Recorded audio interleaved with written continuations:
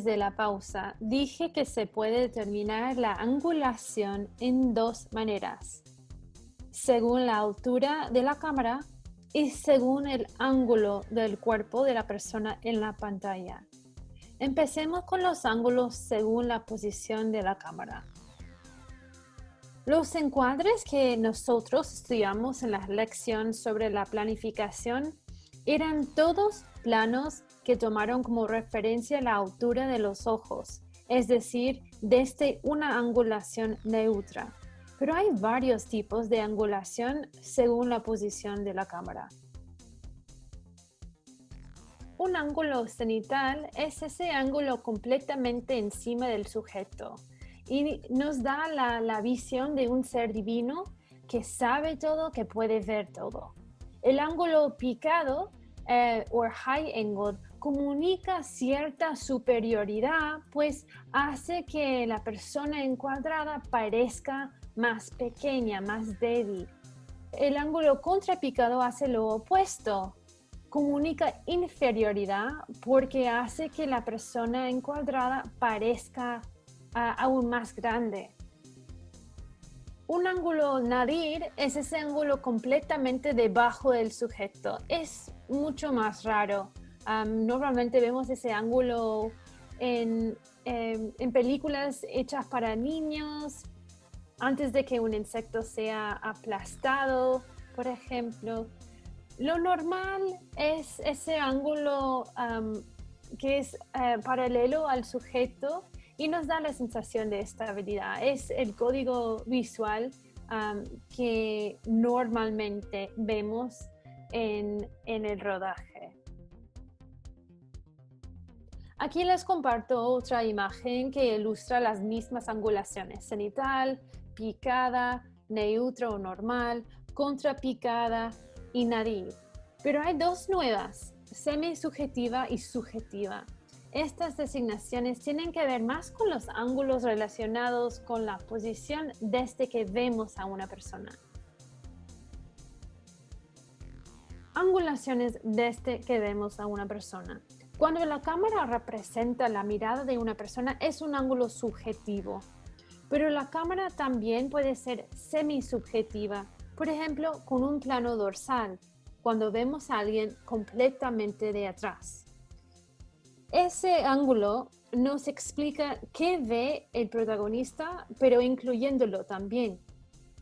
Mantiene al espectador al margen, pero también le da información que el protagonista no sabe.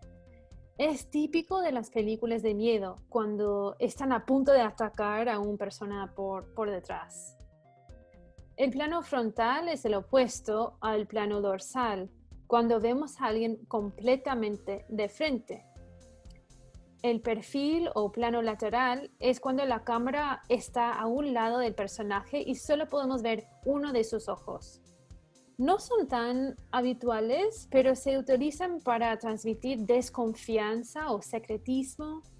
También para mostrar un gesto, como señalizar con el brazo. Ese mismo gesto en un plano frontal no se aparecería bien.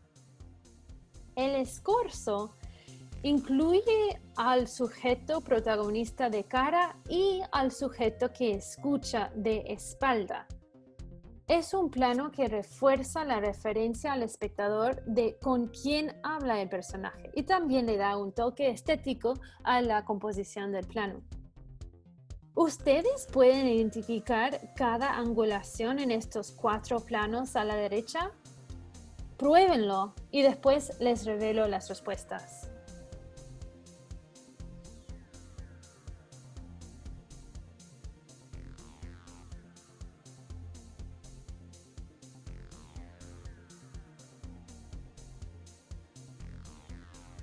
Pues aquí les muestro las respuestas. El primero es el plano escorzo, el segundo el plano dorsal, el tercero es el plano perfil y el cuarto es el plano frontal. Si tienen preguntas, no duden en escribirme o visitarme en horas de oficina, ¿vale?